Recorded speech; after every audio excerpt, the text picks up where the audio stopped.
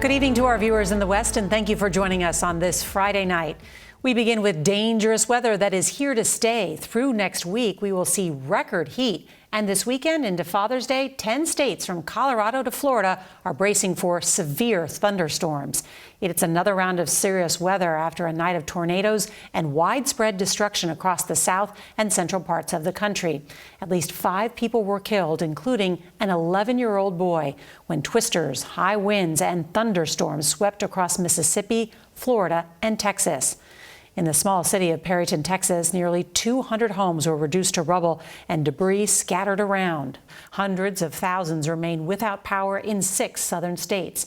In Florida's Panhandle, residents had to be rescued after 15 to 16 inches of rain fell in a matter of hours. CBS's Omar Villafranca is seeing the devastation up close and starts us off from Perryton, where the governor just declared a disaster. Good evening, Omar.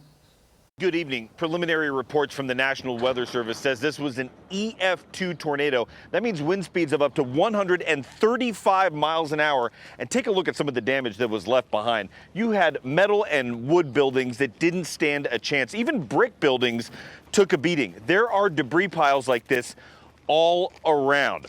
This small city took a big hit, and it could take months to rebuild.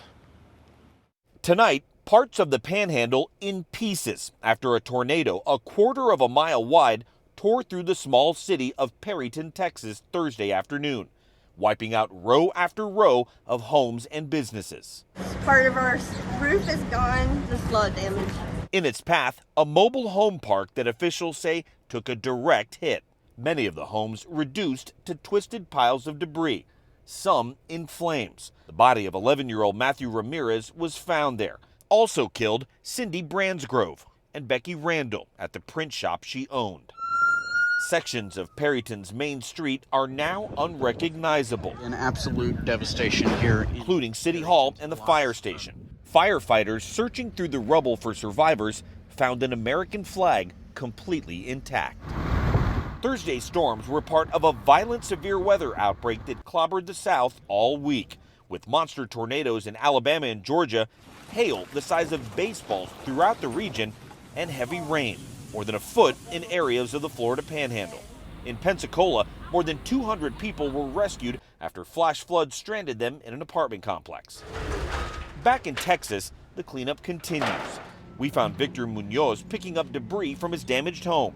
He actually filmed the storm just moments before it hit his house. The debris was like hail, was just hitting, banging, everything breaking. He rode out the tornado with his 2 brothers in their bathroom, praying his mother would make it home alive. The tornado was going that way, and I didn't know what had happened. I was worried about my mom. I couldn't get my truck out or anything, and once I saw her alive, I gave her a big ass hug. I was tearing up. I'm just glad she was alive. The Munoz family told me that the 11-year-old boy who was killed was actually their cousin. The family is in shock, but they say that they're getting help from other family members, friends, neighbors, and even strangers to cope and try to rebuild. Norah? We're praying for their recovery. Omar Villafranca, thank you.